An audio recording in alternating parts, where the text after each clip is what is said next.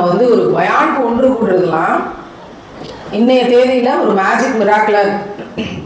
அது எவ்வளோ பெண்கள் இந்த மதியான பொழுதுல ஒன்று கூடியிருக்கோம் அப்படின்னா நிச்சயமாக இறைவன் ஏதோ ஒரு வேலைக்காக நம்மை ஒன்றிணைத்திருக்கிறான். வந்து கேட்டுட்டு போறதுக்காக இன்னைக்கு வரல வரல வரல. வழக்கமா தானே நடக்கும். வருவோம், கேட்போம், அல்ஹம்துலில்லாஹ் அப்படின்ட்டு இதயத்துல சிலவற்றை எடுத்துக்கொண்டு போவோம். இன்னைக்கு அதுக்கு வரல. உங்க எல்லாருக்கும் வேலை இருக்கு. ஒவ்வொரு பெண்மணிக்கும் இங்க வேலை இருக்கிறது. அது என்ன வேலை அப்படிங்கிறது இன்னும் கொஞ்ச நேரத்தில் உங்களுக்கு தெரியும். அல்ஹம்துலில்லாஹ். வீட்டில இருந்து வெளியில கிளம்பி இன்னைக்கு 32வது நாள். அல்ஹம்துலில்லாஹ். 32 நாளாக தொடர்ந்து ஒவ்வொரு ஊராக, தெரு தெருவாக, பள்ளிக்கூடங்கள், கல்லூரிகள், மதரசாக்கள், பள்ளிவாசல்கள் அப்படின்னு எங்கெல்லாம் பெண்களை சந்திக்க முடியுதோ அங்கெல்லாம் பெண்களை ஒருங்கிணைச்சு சந்திச்சு இந்த பரப்புரையை மேற்கொண்டு போயிட்டு இருக்கு. பெண்ணே தைரியமா இரு அப்படிங்கிற பரப்புரை. இப்போ நான் சொல்ல வந்த விஷயம் என்னன்னா, இந்த டீனேஜ் பிள்ளைகள், படிக்கக்கூடிய பிள்ளைகள், கல்யாணம் ஆகாம இருக்கக்கூடிய பிள்ளைகள், நீங்க எல்லாரும் கை தூக்குனீங்க. எல்லாராலையும் சொல்ல முடியுமா? எனக்கு தெரிஞ்சு எந்த பிள்ளையும் லவ் பண்ணல மேம். லவ் அஃபேர்ல யாருமே இல்லை அப்படின்னா என்னன்னே எங்களுக்கு தெரியாது. அப்படி இந்த கை தூக்கின பிள்ளைகள்லாம் கை தூக்க பார்ப்போம் இன்னொரு தடவை. அப்படி சொல்ல முடியுமா? வர குட்டி பிள்ளை தான் கை தூக்குறான் முன்னாடி இருந்து. ஏன்னா சொல்ல முடியுமா? அப்படி சொல்ல முடியுமா? முடியாது. நம்ம அங்க சொல்ல முடியுமா? கேர்ள்ஸ் முடியாது சார், சொல்ல முடியாது. நீங்க பதில் சொன்னாலும் பதில் சொல்லாட்டியும் இன்னைக்கு நாட்டோட நிலைமை எப்படி இருக்கு, பிள்ளைகளோட மனநிலை எப்படி இருக்குங்கிற ஆராய்ச்சி எல்லாம் பண்ணிட்டு தான் இந்த ஊருக்கு வர்றோம். உங்க ஊர் நிலவரத்தையும் தெரிஞ்சுக்கிட்டு தான் உங்க ஊருக்கு வர்றோம். சரியா? எல்லா ஒரு புள்ளி விவரங்களையும் இறைவன் தந்திருக்கிறான். நான் ஓப்பன் சேலஞ்ச் ஒவ்வொரு இடத்துலையும் கொடுத்துக்கிட்டு இருக்கேன் இந்த லவ் பண்ற பிள்ளைகளுக்கு. ஏன் கூட நேருக்கு நேர் உட்காருங்க. 20 நிமிஷம் மட்டும் நீங்க பேசினா போதும். என் கூட நேருக்கு நேர் உட்காருங்க. 20 நிமிஷம் எனக்கும் உங்களுக்கும் பேச்சு. அவனை நல்லவன் நீங்க ப்ரூவ் பண்ணிட்டீங்கன்னா, பள்ளிக்கூடம் படிக்கிற வயசுல படிப்பை விட்டுட்டு நீங்க லவ் பண்றீங்கல்ல அந்த பையனை, காலேஜ் படிக்கும் போது படிப்பை விட்டுட்டு ஒரு பையனை லவ் பண்றீங்கல்ல அந்த பையனை, மதரசா படிக்கும் போது மதரசாவை விட்டுட்டு ஒருத்தனை லவ் பண்றீங்கல்ல அந்த பையனை என் கூட உட்காந்து எனக்கு முன்னாடி 20 நிமிஷம் பேசி he is very gentle அப்படின்னு நீங்க வந்து ப்ரூவ் பண்ணிட்டீங்கன்னா நான் இந்த பிரச்சாரத்தையே விட்டுறேன். மேடைகள்ல பேசுறதையும் நான் பண்ணிடுறேன். ஒருவேளை நான் ப்ரூவ் பண்ணிட்டேன் அவன் நல்லவன் கிடையாது அப்படின்னு நான் ப்ரூவ் பண்ணிட்டேன் அப்படின்னா நான் என்ன சொன்னாலும் நீங்க கேட்கணும். நீங்க ப்ரூவ் பண்ணிட்டா அந்த பையனை உங்களுக்கு கல்யாணம் பண்ணி வச்சிடும். இந்த ஓப்பன் சேலஞ்சா ஒவ்வொரு இடத்துலையும் ஒவ்வொரு பிள்ளைகள்ட்டையும் கொடுத்துக்கிட்டு இருக்கேன். ஆனா நான் பேசி 1 மணி நேரம் முடிச்ச பிறகு பிள்ளைகள் வருவாங்க, கையை பிடிச்சு அழுது, நான் மாறிட்டேன், நான் திருந்திட்டேன், நான் கண்டிப்பா இனிமே வந்து இந்த மாதிரி சிக்க மாட்டேன், என்னோட தாய் தகப்பனுக்கு நான் நம்பிக்கை துரோகம் செய்ய மாட்டேன் அப்படின்னு சொல்லி அழுதுட்டு வாக்கு கொடுத்துட்டு போறாளுங்க. ஒவ்வொரு இடத்துலையும் நடக்குது. அப்போ இன்னைக்கு நாட்டோட நிலைமை, பெண்களோட பாதுகாப்பு சிச்சுவேஷன்ஸ் அவ்வளவு மோசமா இருக்கும்போது இன்னார லவ் பண்றேன் அப்படின்னு லவ் பண்றது அப்படிங்கிறது ஆக பெரிய ஆபத்து. அவன் நல்லவனா கெட்டவனாங்கிற பட்டிமன்றம்லாம் நமக்கு தேவையில்லை. அவங்க நல்லவனாவே இருந்துட்டு போட்டும். ஆனா படிக்கிற வயசுல நல்லவனாக இருக்கிற ஒருத்தவன் ஒரு பொம்பளை பிள்ளைய தேடி வந்து நான் லவ் பண்றேன்னு சொல்லி அவ பின்னாடி வந்து நிக்க மாட்டான். அவனுக்கு ஒரு லட்சியம் இருக்கும், நல்லவனா இருக்கவனுக்கு. தாய் தகப்பன் எவ்வளவு கஷ்டப்பட்டு நம்மளை வளர்த்துனாங்க அப்படிங்கிற அக்கறை, கரிசனம். அம்மா என்ன நம்பி அனுப்புறா ஸ்கூலுக்கு, படிக்கிற இடத்துக்கு என்னன்னு நம்பி அனுப்புறாங்க? என்னோட பிள்ளை பள்ளிக்கூடத்துக்கு படிக்க போயிருக்கா, அப்படிதானே? அந்த நம்பிக்கையை உடைச்சிட்டு நான் வந்து ஒருத்தனை லவ் பண்றேன் அப்படின்னு சொன்னா அம்மா ரொம்ப சந்தோஷப்படுவாளா? எடுத்தோடனே பயப்படுவா. ஏன்? நாட்டு நிலைமை சரியில்லை. கண்ணு முன்னாடி 13 மணி நேரம் படிச்ச டாக்டரை காண, கோல்டு மெடலிஸ்ட் டாக்டரை காண, இன்னைக்கு இவரோடு இல்லை. நாட்டோட நிலைமையும் சூழலும் சிச்சுவேஷனும் இப்படி இருக்கும்போது எதை நம்பி இங்கு ஆண்களை நம்புவது? லவ் பண்ணும்போது பாசிட்டிவா இருக்கிற மாதிரி தான் காட்டுவாங்க. நம் தாய்க்கு நம்பிக்கை துரோகம் செய்துவிட்டு அவளை நோவினை செய்துவிட்டு இந்த உலகத்தில் நமக்கு கிடைக்க போவது எதுவும் இல்லை. இந்த விஷயத்தை பரப்பணும். ஏன்னா கொண்டு போய் லவ் பண்றேன்னு கொண்டு போய் 20 பேர் சேர்ந்து ரேப் பண்றாங்க, அதை வீடியோ எடுக்கிறாங்க, அதை தாய் தகப்பனுக்கே அனுப்பி இவ்வளவு காசு கொடுங்க இவ்வளவு பணம் கொடுங்கன்னு கேட்கிறாங்க. இதிலிருந்து இந்த சமூகத்தை மீட்டெடுக்க வேண்டும், பிள்ளைகளை பாதுகாத்தாக வேண்டும். ஒரு பக்கம் பாலியல் வன்கொடுமைங்கிற பேர்ல கொண்டுறாங்க, இன்னொரு பக்கம் காதல்ங்கிற பேர்ல பிள்ளைகளை ரேப் பண்ணி கொலை செய்றாங்க. இந்த ரெண்டுமே நடக்குது. இந்த ரெண்டிலிருந்தும் இந்த பெண்களுடைய கூட்டத்தை பாதுகாக்கணும். அந்த பாதுகாக்க வேண்டிய பொறுப்பு யாருக்கு இருக்கு அப்படின்னா முஸ்லீம் பெண்மணிகளுக்கு. பர்தா போட்டு வந்த பெண்மணிகளுக்கும் இருக்கு, துப்பட்டி போட்டு வந்த அம்மாமார்களுக்கும் இருக்கு. ஏன்னா பர்தாக்கு முந்தைய தலைமுறை துப்பட்டி தலைமுறை, வெள்ளை கலர்ல அழகா போத்திட்டு, என்ன பர்தா போட்டா கையில போட்டிருக்க வளையல் தெரியாது, துப்பட்டி போட்டு வந்தாங்கன்னா கையில போட்டிருக்க வளையல் தெரியும், தோடு லைட்டா சில சமயம் தெரியும். ஏன்னா சில இடங்கள்ல பர்தா போடுற இந்த தலைமுறை பெண்கள் கல்யாணத்துக்கு போகும்போது மட்டும் இது மாதிரி துப்பட்டி போட்டு போறாங்களாம். ஏன்னா அப்பதான் நகையெல்லாம் தெரியும்ட்டு என்கிட்ட ஒரு ஊர்ல இந்த செய்தியும் சொன்னாங்க. ஆனா இங்க இருக்கவங்க ரொம்ப பேருந்தெல்லாம் துப்பட்டி போட்டிருக்காங்கம்மா, தோடு தெரியல எதுவும் தெரியல. அங்க இருக்க அம்மா வளையலை செக் பண்ணிக்கிறாங்க, வளையல் தெரியுதா இல்லை. அல்ஹம்துலில்லாஹ் இங்க இருக்க ஒவ்வொரு முஸ்லீம் பெண்மணிக்கும் உண்டு. நானே வயசாயிட்டேம்மா, நான் என்னம்மா போய் வேலை செய்ய போறேன், பரவாயில்ல நாளைக்கு செத்து போய்க்கலாம், இன்னைக்கு வேலை செய்யணும். நாளை நம்ம கபருக்கு வெளிச்சம் வேணும்னா இன்னைக்கு வரைக்கும் நம்ம வேலை செய்யணும். மவுத் நாளைக்கா இன்னைக்கு நைட்டா நமக்கு தெரியாது. நியத்தை மனசுல தெளிவா வச்சுக்கணும். மரணிக்கும் வரை யா அல்லாஹ் நன்மையை விதைக்க தீமையை தடுக்க எனக்கு வாக்கியத்தை தருவாயாக, ஆமீன். நியத்தை தெளிவா வச்சுக்கணும். எப்படி செய்யறது? நன்மையை விதைக்க தீமையை தடுக்க. நம்ம தலைவர் யாரு? நல்ல வேலை அரசியல்வாதி பேர் யார் பேருன்னு சொல்லல, தப்பிச்சிட்டோம். நம்ம தலைவர் நாம் உயிரினும் மேலாக நேசிக்கும் உத்தம நபிகள் நாயகம் ஸல்லல்லாஹு அலைஹி வஸல்லம் அவர்கள். அவர் மாதிரி ஒரு ஹீரோ உலகத்திலே கிடையாது. பெண் பிள்ளைகள் உயிரோடு புதைக்கப்பட்டதை கேட்டு தாடி நனைய நனைய அழுதாங்களாம். தாடி நனைய நனைய எப்படி அழுகிறது? தாடி பெருசா வச்சிருப்பாரு, அழுகணும், கண்ணி தண்ணி வரணும், கண்ணத்தையெல்லாம் தாண்டி வரணும், இங்கெல்லாம் தாடி இருக்கணும், திருப்பியும் அழுகணும், தொடர்ந்து அழுது அழுது அழுது அழுது தாடி நனையணும்னா குறைஞ்சது 1/2 மணி நேரம் அழுகணும். ஆனா நம்ம என்ன படிக்கிறோம்? தாடி நனைய நனைய அழுதார்கள், அப்ப திருப்ப நனையணும். இப்ப எவ்வளவு நேரம் அழுதாங்க?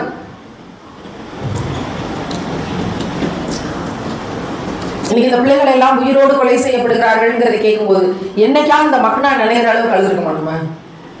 மக்கனா நனைய நனைய நாங்கள் அழுதோம், நாங்கள் ரசூலின் உம்மத்துக்கள். இந்த ஷால் நனைய நனைய அழுதோம், நாங்கள் ரசூலின் உம்மத்துக்கள். உங்க கணவரை எவ்வளவு நேசிக்கிறீங்க? 100க்கு மார்க் போடுங்க. கல்யாணமானவங்கலாம் என்னுடைய கணவரை நான் இவ்வளவு நேசிக்கிறேன், 100க்கு மார்க் போடுங்க. 100க்கு நீங்க சொல்லுங்க. முதல்ல இருக்கவங்க 80 போ, 80 மார்க் போட்டாச்சு. நீங்க சொல்லுங்க. ரோஸ் கலர் 100க்கு சொல்ல மாட்டோம், வெளியே சொல்ல மாட்டோம். 100க்கு 100ஆ? மாஷாஅல்லாஹ், நல்லா இருந்துட்டு போங்க. வேற யாரும் கேட்கறது? ஒரு பாட்டி யாராவது கேட்போம். அந்த அந்த வளையல செக் பண்ணீங்களா? நீங்க சொல்லுங்க. அம்மா நீங்க தான் துப்பட்டியம்மா, நீங்க தான் 100க்கு மார்க் போடுங்க. 100க்கு உங்க வீட்டுக்காரர் எவ்வளவு பிடிக்கும்? 100க்கு மார்க் போட்டு சொல்லுங்க. வெக்கப்படுறாங்க, பரவாயில்ல, வெக்கப்பட்டு ஒரு மார்க் சொல்லுங்க. என்னமா சொல்றாங்க? பக்கத்துல கேட்டு சொல்லுமா. 100க்கு 100 போங்க. சரி, அங்க அந்த ரோஸ் கலர் பிங்கிஷ் அடுத்து நீங்க சொல்லுங்க. என்னம்மா 100க்கு 100ஆ? இருக்கும்போது 100க்கு 100. ஆஷா, நீங்க போகும்போது சொர்க்கத்துல வெயிட் பண்ணிட்டு இருப்பாரு உங்களை ரிசீவ் பண்றதுக்கு. சுபஹானல்லாஹ், நிறைய துவா செய்வோம். நீங்க சொல்லுங்க பக்கத்துல. நல்லா சிரிச்சிட்டு இருக்கீங்க. 100க்கு 100 தான்.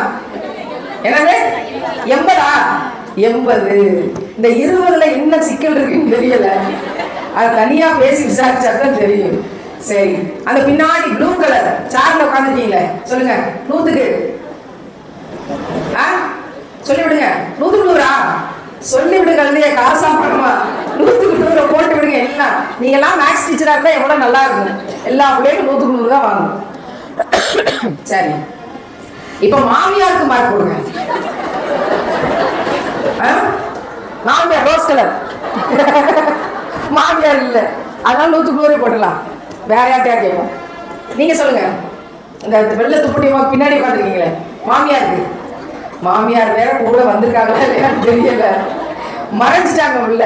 சரி, இங்க முன்னாடி நீங்க சொல்லுங்க, குழந்தை வச்சிருக்கீங்களே உங்க மாமியாருக்கு 100 பேட்டினா எடுக்கணும். உங்களை எல்லாம் கூப்பிட்டு வச்சு எப்படிங்க? இப்பதான் கல்யாணம் ஆச்சு, போக 10 தான் குறையும்னு நினைக்கிறேன். சரி சரி, அது வயலட் கலர் ஷால். நீங்கண்ணா 100க்கு 100. எதுக்கு வம்பு? இல்ல நிஜமாவே மாமியார் வந்துருக்காங்களா? அப்புறம் 100க்கு 100 சொல்லி யாருமா அந்த மாமியார் கை தூக்குமா? மாஷா அல்ல, மாஷா அல்ல. இப்ப பாருங்க எவ்வளவு சந்தோஷமா இருக்கு. மாமியாரும் மருமகளும் சேர்ந்து வந்திருக்காங்க. மருமகள் மாமியாருக்கு 100க்கு 100. ரைட், அல்ஹம்துலில்லாஹ். நீங்க உங்க மாமியார் உங்க மருமகளுக்கு ஒரு கிஃப்ட் வாங்கி கொடுத்துருங்க. மகள் மாஷா மாஷா. இங்க பாருமா, நாட்டுல என்னெல்லாம் நடக்குது பாத்தியா? எனக்கு என்ன எதையாவது பேசுங்க, எதையாவது செய்ய, சீக்கிரம் முடிச்சுட்டீங்கன்னா நாங்க போய் கார்ட்டூன் பார்ப்போம். என்னமா அப்படித்தானே? ஆமா, நாங்க கார்ட்டூன் பார்க்க முடியும் இல்லையா? அப்புறம் கார்ட்டூன் பிடிக்காதா? ஏன்? வீட்டுல டிவி இருக்கா? இல்ல. பட் அல்ஹம்துலில்லாஹ் வீட்டுல டிவி இல்ல, அது வரைக்கும் சந்தோஷம்.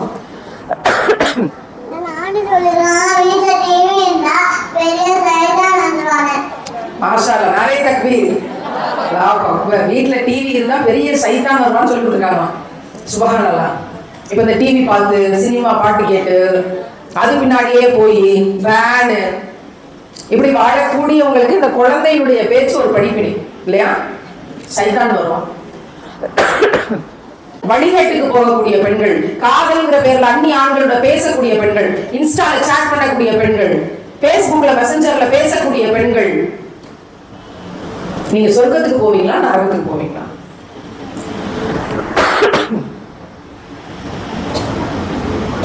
இந்த தாய்க்கு நம்பிக்கை துரோகத்தை செய்துவிட்டு நீங்கள் உங்கள் வாழ்க்கையில உங்க மன இச்சையின் பின்னாடி, உங்கள் உடல் சுகத்தின் பின்னாடி போய் நீங்கள் அடைவது என்ன? பண்ணியும் தான் 10 குட்டி போடுது, கடைசியில அதான் நடக்கும். அதை தாண்டி ஒன்றும் பெரிய அற்புதம் நடக்க போறது இல்லை. அதுக்கு ஹலாலாகட்டும்னு காத்துக்கணும்ல. அதை ஹராமாக்கி நரக நெருப்பை தேடிக்கிட்டு தராவி தொழுக வச்ச பிள்ளை ரமலானுக்குள்ளேயே ஒருத்தனோட ஓடிவிட்டான். அவன் என்ன குரான் விளங்குனா, அவன் என்ன மதரசால படிச்சா, என்ன ஓதுனா, என்ன செஞ்சா, குரான் என்பதனுடைய பொருள் என்னவாக அவளுக்கு புரிஞ்சிருந்துச்சு. கணவருக்கு மார்க் போட்டோம், எல்லாம் 80 போட்டோம், 100க்கு 100 போட்டோம், எல்லாம் போட்டோம். மாமியாருக்கு கூட 100க்கு 100 மார்க் போட்டோம். நம்ம எல்லாரும் ரசூலுல்லாஹ்வோட பாதையில நம்ம அவங்க மேல வச்சிருக்க பாசத்துக்கு மார்க் போடணும்னா எவ்வளவு போடுவோம்? நம்ம எல்லாரும் என்னமா நிறைய போடணும். 100க்குன்னு ஒரு அளவு வைப்போமே.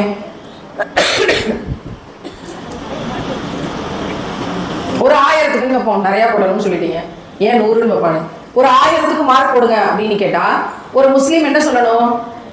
எங்கள் நபியின் மீது, எங்கள் ரசூலின் மீது நான் எவ்வளவு பாசம் வச்சிருக்கிறேன். 1000க்கு போடணுமா? 1000க்கு 1000மா? இன்னும் போடணும்னா இன்னமும் போட முடியுமா? ரசூல்லா நம்மளை கூப்பிட்டு சொல்லி தராங்க, நீங்கள் ஈமான் கொண்டீர்களா? ஆமா ரசூல்லா, நாங்கள் ஈமான் கொண்டோம், அல்லாஹ்வை நம்பினோம், படைத்தவன் ஒருவனே என்று நம்பினோம், இறைவன் அனுப்பிய கடைசி இறை தூதர் நீங்க தான், நாங்கள் ஏத்துக்கிட்டோம், நாங்கள் ஈமான் கொண்டோம். ஈமான்ல நீங்க எப்படி முழுமை அடையணும் தெரியுமா? இப்பதான் ஈமான்ல ஏன் போட்டிருக்கீங்க, இனி இசட் வரைக்கும் போடணும், எல்லாத்தையும் படிச்சு முடிக்கணும். எப்ப முழுமை அடைய முடியும் தெரியுமா? உங்கள் கணவரை விட, உங்கள் தாய் தகப்பனை விட, நீங்கள் பெற்ற பிள்ளைகளை விட, எல்லோரையும் விட நீங்கள் என்னை அதிகமாக எப்ப நேசிக்க முடியுமோ, உங்களோட உயிரை விட அதிகமாக என்னை எப்ப நேசிக்க முடியுமோ அப்பதான் உங்க ஈமான்ல நீங்க முழுமை அடைய முடியும். நம்மளை கூப்பிட்டு ரசூலுல்லாஹ் சொல்லி தராங்க. இங்க இருக்க எல்லாரும் 1000க்கு 1000 ரசூலுல்லாஹ் மீது நான் வச்சிருக்கிற பாசம், என் உயிரை விட நான் அதிகமா நேசிக்கிறேன்னு சொல்றவங்க கை தூக்க போகும். எல்லாரும் நல்லா கை தூக்கிக்கலாம். மாஷா அல்லாஹ். ரசூலுல்லாஹ்வுக்கு இந்த காட்சி எடுத்து காட்டப்படட்டும். அவங்க ரொம்ப சந்தோஷமா நம்ம எல்லாருக்காகவும் அல்லாஹ்ட்ட துஆ கேட்கட்டும். சுப்ஹானல்லாஹ். கை கீழ போட்டுக்கலாம். எல்லாரும் ஃபுல்ஃபில்லா ரசூலுல்லாஹ்வை நேசிக்கிறோம், உயிரை விட அதிகமாக. அப்படித்தானே? அதுல ஒரு சந்தேகம் இல்லையே? இந்த பக்கம் அம்மாமார்கள், கம்மாமார்கள், சந்தேகம் இல்லையே? உயிருக்கு மேலா நேசிக்கிறோம் தானே? அல்ஹம்துலில்லாஹ். கேட்கவும் பார்க்கவும் எனக்கு அவ்வளவு குளிர்ச்சியா இருக்கு. 1400 வருஷத்துக்கு முன்னாடி பொம்பளை பிள்ளைகளை உயிரோட புதைச்சாங்களா? அப்ப தாடி நனைய அழுதாங்களா? பிறகு இஸ்லாம் வந்துச்சா? அல்லாஹ் குர்ஆனை இறக்கி தந்தானா? பெண் பிள்ளைகள் பிறந்தால் நற்செய்தின்னு சொல்லப்பட்டுச்சா? பிறகு நம் சமூகத்தில் பொம்பளை பிள்ளைகளை உயிரோடு புதைப்பது தடுக்கப்பட்டது அப்படி ஒரு சட்டம் கொண்டு வந்தாங்களா? அது பிறகு மஹர்ங்கிற சட்டத்தை கொண்டு வந்தாங்களா? இனி பொம்பளை பிள்ளைகள் பிறந்தாலே செலவுன்னு நினைக்காதீங்க, அந்த செலவுங்கிற கான்செப்டை உடைச்சிருங்க. மகர் வந்துருச்சு, இனி பிள்ளைகளை கொல்லாதீங்க என்று சொல்றாங்க. இன்னைக்கு வயிற்றுல பிள்ளை உண்டான பிறகு ஆஸ்பத்திரிக்கு ஸ்கேன் சென்டருக்கு போனா அங்க ஒரு போர்டு தொங்குது, கருவில் இருப்பது ஆனா பெண்ணா என்று கேட்டாலும் சொன்னாலும் தண்டனைக்குரிய குற்றம். ஏன் வெளியே சொன்னா என்ன? பொம்பளை பிள்ளைகள் சொன்னா என்ன? கலைச்சிடுறாங்க. வெளியே சொன்னா பொம்பளை பிள்ளைன்னு சொன்னா கலைச்சிடுறாங்க நிறைய பேர். அதனால இன்னைக்கும் அந்த சட்டம் போர்டா தொங்குது. என்னைக்கு அந்த போர்டை எடுக்கிறாங்களோ அன்னைக்கு நம்ம நகை போடுறத பத்தி, பொண்ணு வீட்டுல இருந்து என்ன போடலாங்கிறத பத்தி பேசுவோம். நம்ம நாட்டிலே போர்டு தொங்குது. எத்தனை உசிலம்பட்டி படுகொலைகள், எத்தனை லட்சம் பிள்ளைகளை கொண்டிருக்காங்க தெரியுமா? கள்ளிப்பால் கொடுத்து கண்ணாடிச்சில நொறுக்கி போட்டு நெல் உமியை குத்தி போட்டு லட்சக்கணக்கான பெண் குழந்தைகள் கொல்லப்பட்ட ஊரு. ஏன் ஏன் கொண்டாங்க சொல்லுங்க? ஏன் கொண்டாங்க? ஏன் கொண்டாங்க? வரதட்சணை போட்டு கல்யாணம் பண்ணணும், செலவு. பொம்பளை பிள்ளைனா நம்மளால சேர்க்க முடியாதுங்க, அதுக்கு இப்பயே கொண்டிருக்க பேசாம. அப்புறம் அது நாளைக்கு பிள்ளை பிறக்கும், அதுக்கு சீர் செய்யணும். அப்புறம் அந்த பிள்ளைக்கு வயசு வரும், அதுக்கு சீர் செய்யணும். இதே வேலைதான பொம்பளை பிள்ளை பத்தவங்களுக்கு. இப்ப என்ன செய்யறது? ஒரே ஒருத்தவங்க தான் கை தூக்கியிருக்காங்க. அம்மா வீட்டுல இருந்து எதையும் கொண்டு போல, எதுவும் நான் வாங்கல, மாப்பிள்ளை தான் எனக்கு மகர் போட்டு கல்யாணம் பண்ணாரு. அந்த மகரையாவது நீங்க கேட்டீங்களா? அதையும் அவங்க கேட்கல. அதுவும் அவங்க மகர் நான் கேட்கணும், என் மாப்பிள்ளை கிட்ட நான் எனக்கு இது வேணும்னு மகரா கேட்கணும். சஹாபிய பெண்மணிகள் காலத்துல இஸ்லாத்தை ஏற்றுக்கொண்டு வந்ததையே, அந்த ஈமானையே நான் மகராக ஏற்றுக்கொள்கிறேன்னு ஒரு பெண்மணி திருமணம் செஞ்சு கொள்றாங்க. எனக்கு என்ன மகர் வேணும்னு நான் தான் கேட்டு வாங்கணும். நான் என்ன சொல்றேன், மகரை உடைச்சிருக்கோம். ரசூலுல்லாஹ்வை உயிருக்கும் மேலாக நேசிக்கிறது, 1000க்கு 1000ன்னு மார்க் போடுறதுக்கு என்ன அர்த்தம்னா, ரசூலுல்லாஹ் சொன்னதை நம்ம கேட்கணும், அப்படித்தான் வாழணும். 1000க்கு 1000ன்னு வாயில சொல்லிட்டு இங்க வாழ்க்கையில வாழும்போது மகரை கோட்டை விட்டுருக்கமே, மகன்படி கல்யாணம் நடக்கலையே, அம்மா வீட்டுல இருந்து கொண்டு போயிருக்கமே, மாமியாரும் அதை கேட்டுட்டு பேசாம இருந்திருக்காங்களே, மாப்பிள்ளை என்ன தஞ்சாவூர்காரண்டா தலையாட்டி பொம்மையா? தெரியுமில்ல மகருங்கிற சட்டம் தெரியுமில்ல? வெள்ளிக்கிழமை ஜும்மாவுக்கு போறீங்கல்ல, எத்தனை பயான் கேட்குறீங்க, உங்களுக்கு தெரியாது மகர்படினா கல்யாணம் நடக்கும்னு? சிறு கூட்டம் உண்டு கியாமத் நாள் வரைக்கும் ரசூலுல்லாஹ்வுடைய செய்திகளை, சட்டங்களை பாதுகாக்கக்கூடிய, நன்மையை விதைத்து தீமையை தடுக்கக்கூடிய ஒரு சிறு கூட்டம் உண்டுன்னு அல்லாஹ் சொல்றான். இங்க இப்ப சொன்னாங்கல்ல, தெரியாம போயிட்டேன் நானு, கல்யாணத்தப்ப எனக்கு தெரியாதுன்னு அல்லாஹ்ட்ட நான் பதில் சொல்லுவேன்னு சொன்னாங்கல்ல, அல்லாஹ் மன்னிச்சிருவான்.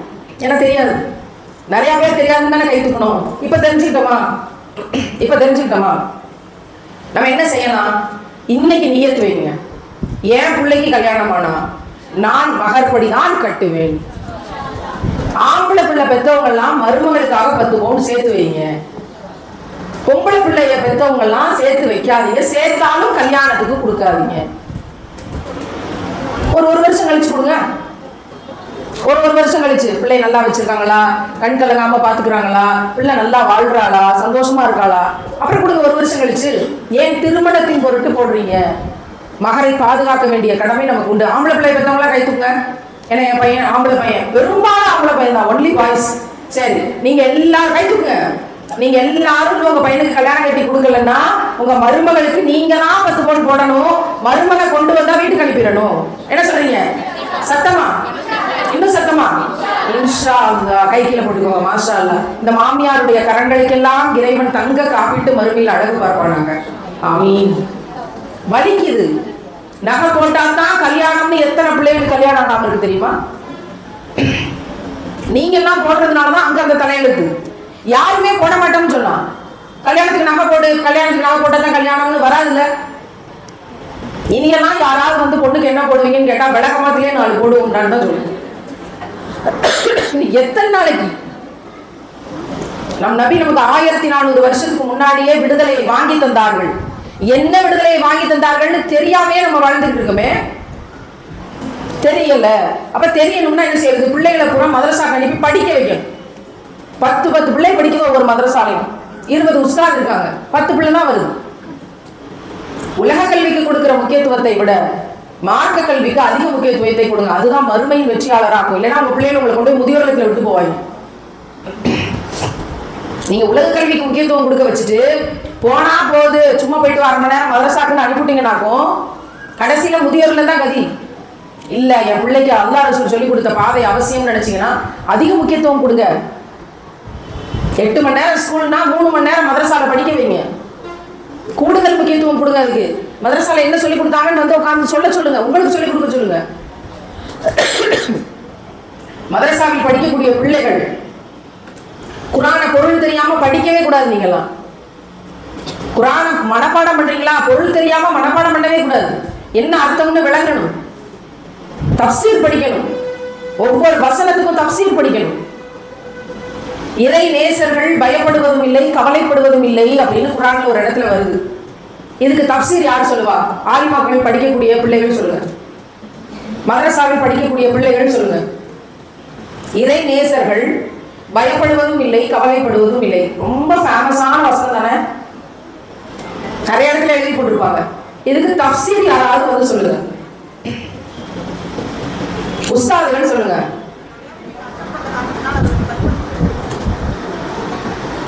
வேற இப்னு கசீர்ல என்ன இருக்கு?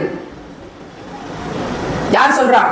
தப்பா இருந்தாலும் பரவாயில்ல, நான் வந்து சொல்றேனே. ஒருத்தவங்க சொன்னாங்க, கேட்டுக்கிட்டேன். இப்னு கசீர்ல இருக்க விளக்கத்தை யாராவது சொல்லுங்கள்.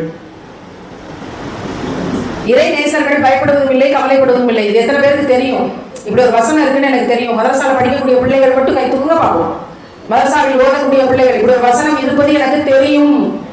நல்ல மற்றவங்க பெரியவங்களும் கை தூக்குங்க. இப்படி ஒரு வசனம் இருக்கிறது எங்களுக்கு தெரியும்ன்ற பெரியவங்களும் கை தூக்குங்க பார்ப்போம். சரி, கை கீழே போட்டுக்கலாம். யார் விளக்கம் சொல்றா? தஃப்சீர். பயமாலாம் இருக்க தேவையில்லை, சொல்லலாம், தெரிஞ்சது சொல்லலாம். உஸ்தாத்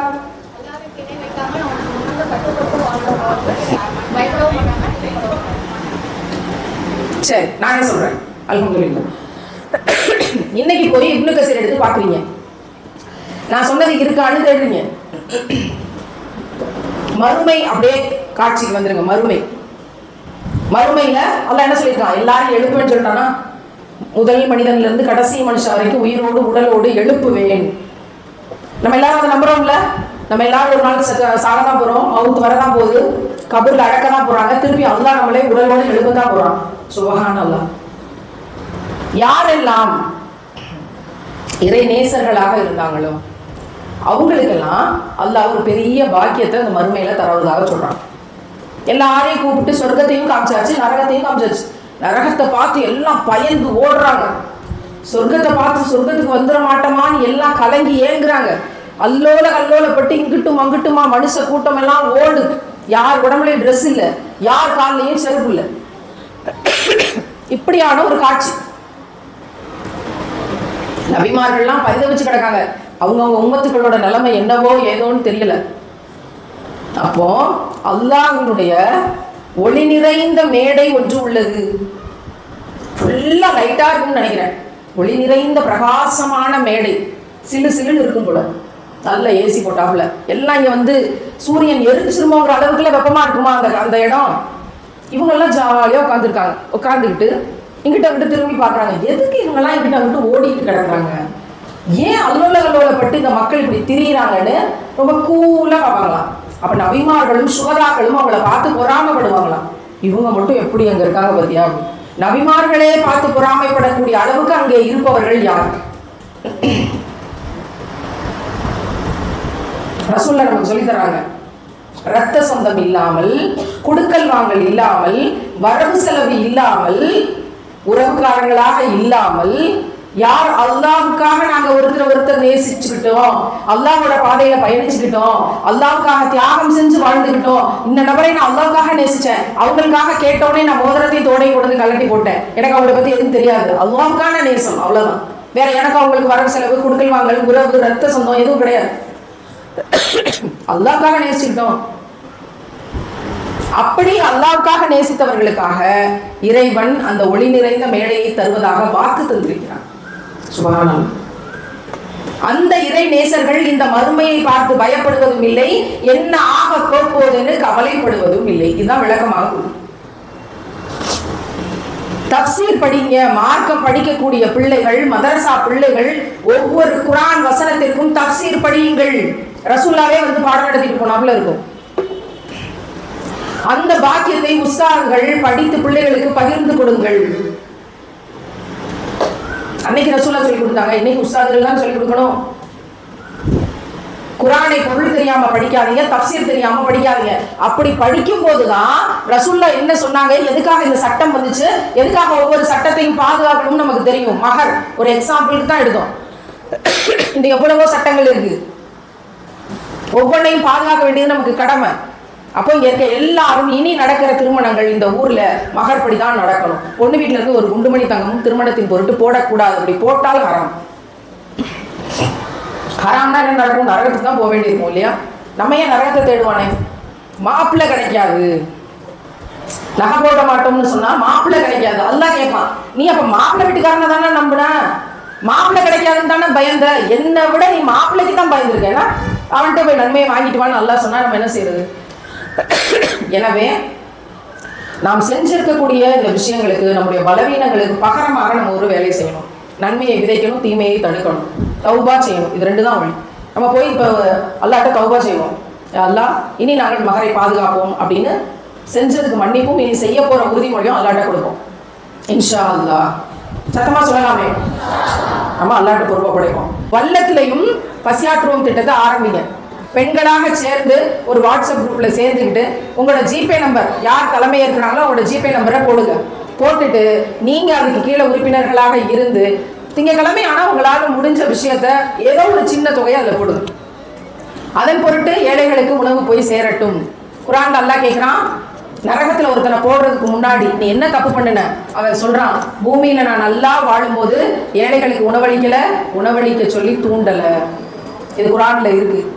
அதை படிச்சுட்டு தான் நான் அந்த வேலையை செய்ய ஆரம்பிச்சேன். அல்ஹம்துலில்லாஹ் இன்றைக்கு 110 இடங்கள்ல பசியாற்றுவோம் திட்டத்தை நாங்க ஆரம்பிச்சிருக்கோம், மதீனா உட்பட, ரசூலுல்லாஹ்வின் இடம் உட்பட.